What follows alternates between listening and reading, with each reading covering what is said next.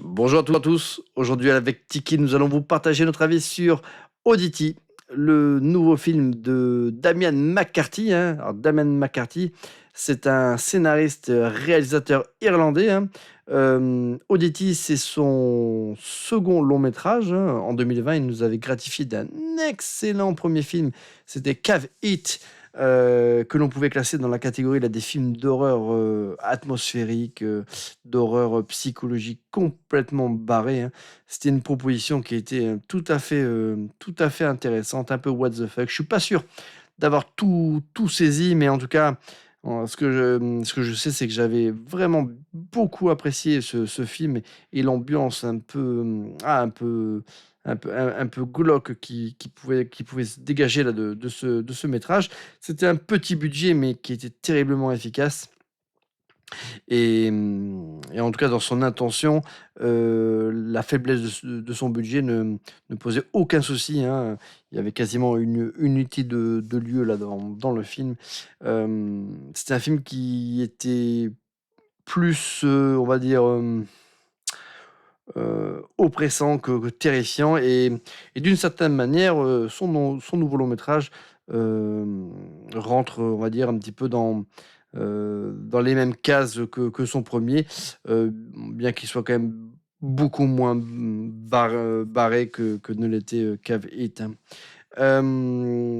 C'est une, voilà, petite production également Oddity, hein, le budget, je crois qu'il a pas été spécialement dévoilé, mais c'est, voilà, quelques centaines de milliers de dollars sans doute, en tout cas pas plus de 1 ou 2 millions de dollars, ça c'est certain. C'est un film qui a fait, voilà, qui a pas eu, une grande sortie, une grande exposition en salle de cinéma, hein. C'est un film d'horreur indépendant et bien souvent ce genre de film, leur carrière se limite, à des diffusions en festival et après sur le marché de la SVOD et du DVD et du Blu-ray, hein. Hem, En attendant, c'est un film qui a quand même remporté 1,8 million de dollars au box-office international, qui a fait parler de lui dans tous les festivals où il a été présenté, où il a concouru, que ce soit à Sitges ou même au festival de Gérardmer, hein. Au festival de Gérardmer, il était, en compétition avec pas mal, d'autres films, en tout cas qui ont attiré l'attention cette année, hein, notamment, Exhuma, In a Violent Nature, Azrael, dont j'ai fait, la critique, hein, bon, In a Violent Nature de Chris Nash, c'est celui qui a remporté le grand prix là du festival de Gérardmer, alors que Oddity, lui, a remporté le prix du public. Bon, pour ma part, je pense que Oddity, aurait dû remporter, le grand prix en tout cas. Il est pour moi bien meilleur, que le film de Chris Nash, hein. Mais bon après, je peux comprendre, ce qui a valu à Une Valeur Nature le grand prix, hein. Notamment par rapport à l'originalité là de son parti pris là de mise en scène. Mais, bon, moi j'en ai fait une critique sur Une Valeur Nature, et franchement j'ai trouvé le film quand même, passer ce concept bien pourrave, hein. En tout cas, Oddity a quand même eu le prix du public, et ça, c'était bien mérité. Vous pouvez le découvrir sur la plateforme Amazon Prime avec, l'abonnement, Insomnia, hein, où est également, disponible In a Violent Nature, hein, de Chris Nash. Cave It, de mémoire, on peut le voir également sur Amazon Prime et peut-être même, directement sur Amazon Prime. Je sais plus si je l'ai pas vu moi avec, la plateforme Shadow, voilà, bah, à vérifier. En tout cas, ça c'est certain Cave It est également, voilà, accessible sur Amazon, hein. Donc je vous recommande, bien évidemment, voilà, ces 2 films-là de Damian McCarthy. Donc qu'est-ce que ça raconte, ce Oddity? Alors, l'intrigue, débute avec, Dani, interprétée par Caroline Bracken, hein. Caroline Bracken, elle a la particularité dans ce film, c'est qu'elle incarne, 2 sœurs jumelles, hein, donc l'une c'est Dani et l'autre c'est Darcy qui elle est aveugle, hein, d'ailleurs. Donc, Donc le film débute donc avec, Dany qui elle de son côté, elle rénove une maison, qui est isolée, avec son mari. Ils ont acheté une maison bien à l'écart là de la ville, hein, et lui alors que lui, il part travailler parce qu'il fait pas mal, d'horaires de nuit. Il travaille dans un hôpital psychiatrique. À un moment donné, il y a, un individu, qui vient taper à sa porte, en pleine nuit et elle, elle le reconnaît, hein, je ne sais pas comment, mais en tout cas, elle sait que c'est un des patients de l'asile voisin et du coup, bah, elle flippe à max, hein. Elle se demande, ce qu'il lui veut, hein et en tout cas, il a un comportement qui est voilà, qui peut être un petit peu inquiétant, mais en même temps, lui, il prétend que c'est elle qui est en danger et qu'il est venu à elle justement pour la sauver et qu'il faut impérativement qu'elle sorte de la maison parce que si elle sort pas de la maison, elle va se faire, voilà, elle va se faire tuer et donc dès le début du film, on a ce personnage, principal là qui est confronté à un dilemme, hein. Soit elle fait confiance à ce fou là qui se présente en pleine nuit devant chez elle et qui lui demande de sortir, mais bon, elle se dit que ça se trouve c'est juste, voilà un prétexte pour qu'elle lui ouvre la porte et qu'après ce soit lui qui la tue, ou alors, il y a effectivement quelque chose dans la maison mais en tout cas, voilà, ça lui paraît en tout cas, un risque, beaucoup moins probable que d'ouvrir à cet inconnu.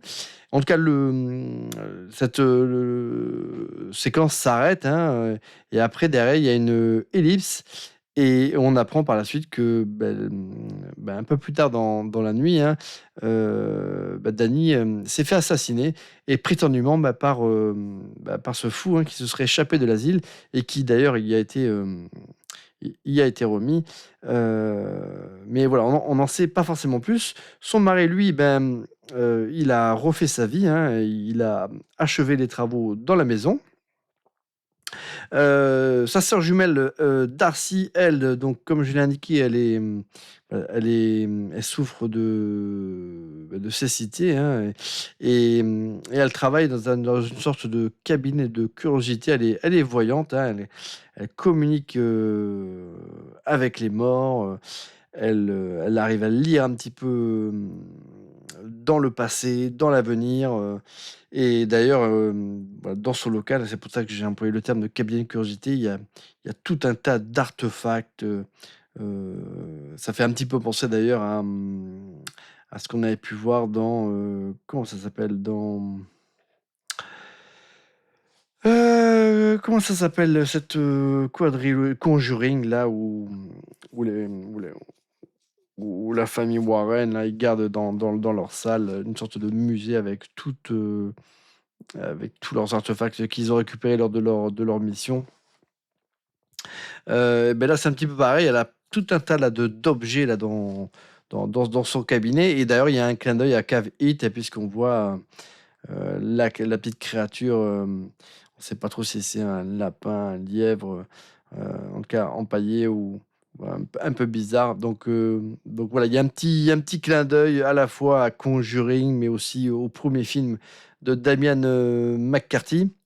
Donc il y a une séquence un petit peu après où le mari, enfin du moins l'ex-mari là de sa sœur, se présente à Darcy et lui remet, voilà, un objet et en l'occurrence, cet objet, c'est un œil de verre, hem, que possédait, le fou qui s'était présenté à sa sœur le soir où elle est morte.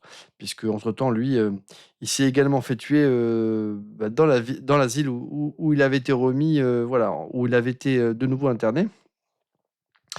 Donc, voilà, par la suite, la sœur de Darcy, la sœur plutôt de Dany, Darcy, hein, décide d'enquêter sur le mystère qui entoure le décès là de sa sœur.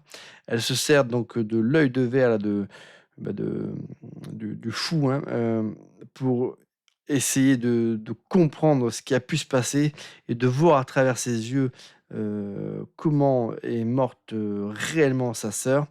Donc, bon voilà, je vais pas en dire plus, si ce n'est que que Darcy décide de se rendre dans la maison là de sa sœur décédée, hein, qui aujourd'hui est occupée donc par son ex-mari et sa nouvelle compagne qui travaille avec lui à l'hôpital psychiatrique. Et elle s'y présente accompagnée d'un mannequin.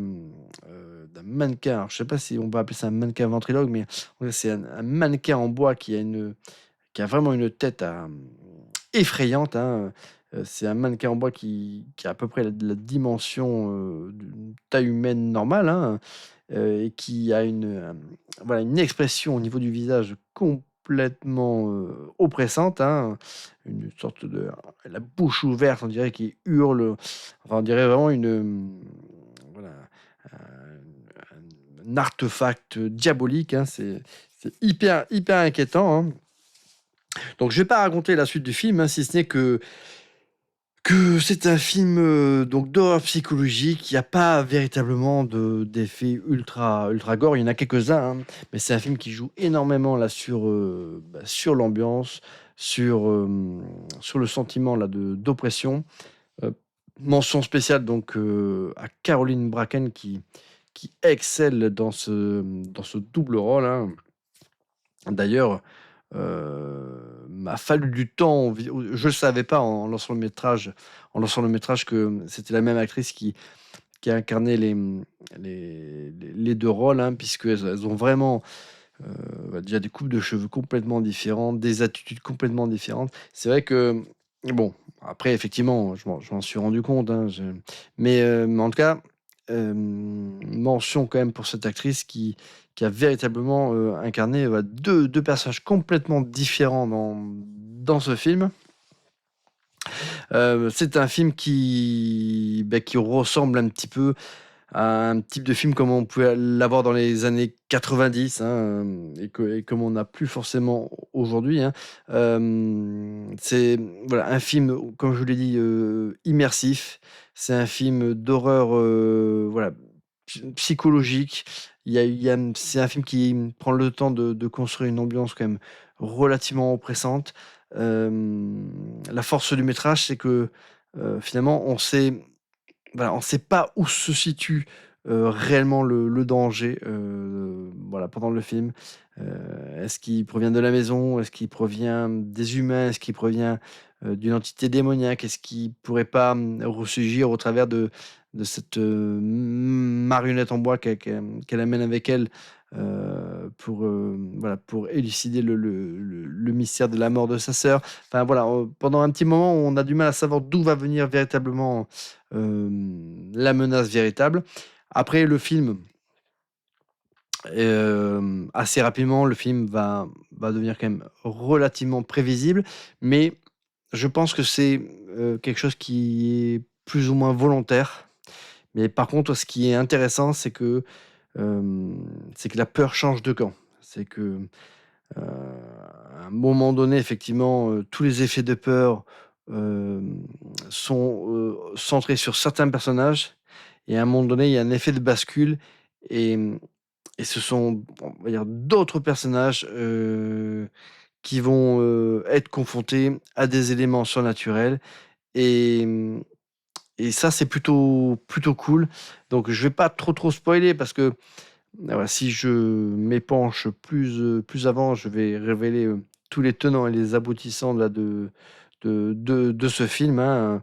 Voilà, tout ce que je peux dire, c'est que, hem, voilà, c'est un film ne qui fait du bien encore une fois voilà, dans un paysage où dans le cinéma horrifique indépendant, ben, on a tendance à se répéter. Là, c'est un film en tout cas, qui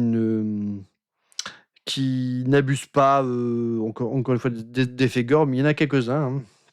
Notamment, il y a une scène dans l'asile, voilà, particulièrement dégueulasse, hein. Mais globalement, il y a pas véritablement de scène, gore dans le film, hein. Il y a pas non plus de jump scare, voilà. Il y en a peut-être quelques-uns, mais c'est un film qui n'abuse pas là de jump scare pour filer la pétoche. C'est véritablement une ambiance, c'est que, on est un petit peu en stress, on sait pas d'où va venir la menace et franchement, c'est très, très cool. Donc bah, moi, c'est un film que j'ai vraiment, vraiment bien kiffé, hein. Je sais qu'il y a eu quelques critiques, notamment sur, le choix, d'avoir choisi une actrice, qui est voilà, qui est non aveugle pour incarner une actrice, aveugle. Heu, donc voilà, on est à une époque où voilà, il où on fait des polémiques, un peu à tout va, donc bon voilà, certains auraient préféré qu'on sollicite une actrice, aveugle pour incarner, un personnage aveugle. Bon là, je trouve que c'est une fausse polémique parce que dans le film, en plus, elle incarne à la fois un personnage, aveugle, mais à la fois un personnage qui a pas de problème de vue, hein, donc et comme, voilà, c'est à la base des jumelles, bon. Et ce qui explique aussi un lien qu'aussi qu'elles peuvent avoir, hein, donc si ça avait été 2 sœurs non jumelles, il y a certains il y a voilà, il y a certains aspects du film qui n'auraient pas été les mêmes puisque, voilà, assez rapidement on se rend compte que ce lien-là de très spécifique qui peut unir 2 jumelles entre elles, en tout cas, c'est exploité dans le film. Donc voilà, je trouve que c'est une polémique un petit peu à la con. Il y a également eu, pas une polémique, mais les gens ont considéré que c'était un peu cliché, bah, que ce soit une femme aveugle qui soit voyante. Enfin, il y a quand même un côté un petit peu cliché du truc. Bon, bah, moi, ça m'a pas enfin, ça m'a pas sau enfin, ça je m'en fous, en fait, hein. Je trouve que la l c'est les clichés, le film n'en abuse pas. Mais après, je trouve qu'effectivement, le fait que le personnage qui ait des non-voyants soit aveugle, quelque part, ça sans doute, la perte d'un sens, ça peut aussi, justifier, d'avoir développé un peu plus d'autres sens aussi. Donc voilà, moi, c'est le genre de cliché qui me choque pas. Je trouve au contraire, ça a du sens même qu'une voyante soit aveugle parce que, voilà, la perte de la vue lui a permis de développer d'autres sens, bon, bref. Donc, il y a eu, voilà, quelques polémiques comme ça sur le choix de l'actrice, sur cet aspect-là là de l'intrigue. Le fait que assez rapidement dans le film, on sait que la menace n'est pas celle que l'on imagine au départ, mais en fait, le film le dévoile assez rapidement parce qu'en fait, c'est pas, voilà, le film ne s'oriente pas vers une révélation, mais plus, vers, comment dire? Un changement de prisme, dans le sens où, et ben, au départ, on se sent un petit peu oppressé, bah, par rapport à ce qui peut arriver aux personnages principaux et qui semblent être un petit peu fragiles, on va dire. Mais comme à un moment donné, la peur change de camp, il y a un effet un petit peu jubilatoire parce que du coup, on a envie que, voilà, que ceux qui correspondent, on va dire, aux antagonistes, véritables du film, soient exposés, à la menace surnaturelle. Donc, bon, voilà, je trouvais que le scénario du film était plutôt cool, plutôt intelligent. Hem, Globalement, il y a pas de débilité, il y a pas de choses, un peu what the fuck. Tout est plutôt bien amené. Souvent dans les films d'horreur, il y a ce qu'on appelle, voilà, un petit peu le fusil de Tchekhov, c'est-à-dire qu'il y a des choses que l'on nous présente et qui vont servir par la suite et bon, là, c'est un petit peu le cas, mais voilà, c'est fait de manière intelligente et sans que ce soit non plus, une facilité scénaristique. Donc voilà, j'ai trouvé que globalement le film, il était plutôt bien fichu.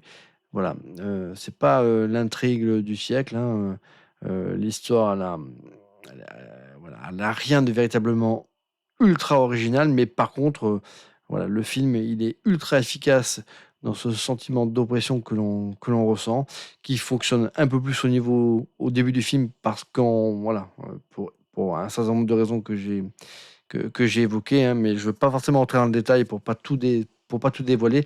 Alors que, bah, plus on avance, vers le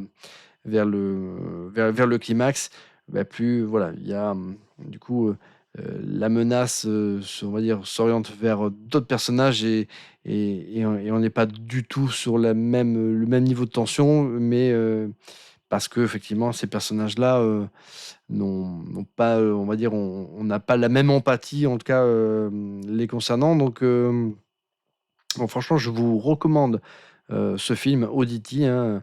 Damian McCarthy, bah, c'est son second long métrage et bah, une nouvelle fois, il m'a quand même bien réjoui. Donc, c'est une véritable petite pépite. Après, voilà, c'est une petite production, c'est un petit film. Il faut le voir comme ça, hein. Il faut que les attentes soient aussi proportionnelles à ce qui nous est proposé, hein. C'est pas un blockbuster, c'est pas un film d'horreur à 20 millions de dollars comme on peut en avoir au cinéma de temps à autre, hein. Donc voilà, ces films-là, il faut les savourer pour ce qu'ils sont, des petites productions avec des intentions tout à fait louables, mais pour qu'ils se prêtent au jeu, franchement, ben moi je passe de meilleures soirées à regarder des films comme Oddity que, j'en sais rien, des Conjuring 4 ou je sais pas, des Megan 2 ou j'en sais trop rien, mais toutes ces autres merdes, de films d'horreur à gros budget ou comme Smile 2. Voilà, moi je préfère largement tous ces films primés dans ces festivals, de films d'horreur et de films fantastiques et ça je remercie encore une fois, la plateforme Amazon Prime et Shadows et Insomnia là, parce que très souvent, bah, ces films, ils atterrissent sur ces plateformes. Alors ils peuvent être un peu parfois noyés dans la masse, bah, d'autres productions, série Z, hein, voilà, des magazines comme Mad Movies ou L'Écran Fantastique, ils nous permettent de faire le tri, dans tout ça et voilà et de distinguer, les films qui le méritent, bah, des autres productions, bon, voilà, bien fauchées de style, Full Moon ou Asylum, hein. En tout cas, voilà, Oddity, c'est un excellent film. Moi, je l'aurais mis, grand prix au festival de Gérardmer. Je vous le recommande. Le son final est très, très bon. J'ai vraiment adoré, la fin. Après, je pense que la faiblesse du budget fait que, j'aurais aimé que la fin soit représentée graphiquement différemment, que la scène de fin soit, voilà, fichue différemment avec plus de budget, pour que ce soit, voilà, plus cool encore. Donc, la limitation du budget a fait qu'on ait quelque chose qui est forcément, bah, moins ambitieux visuellement, mais en tout cas, la fin est très, très cool. Elle fait écho, du coup à un élément qui nous était communiqué au début du film, que j'avais pas forcément vu venir, quand ça nous était présenté au départ. Heu, donc beh, ça c'était voilà, ça c'est une bonne chose. Donc voilà, interprétation remarquable, de Caroline Bracken. Les autres acteurs étaient plutôt bons. C'est un film qui a également remporté le prix Méliès, hein, d'argent au festival de Motel X en 2024. En tout cas, c'est un film qui a une ambiance du tonnerre. Je vous le recommande. Donc, écoutez, dites-moi dans les commentaires ce que vous en avez pensé de ce film, si vous l'avez vu, ou si même ça vous a donné envie de le voir. Et puis, je vous dis à très bientôt pour une prochaine vidéo, les amis.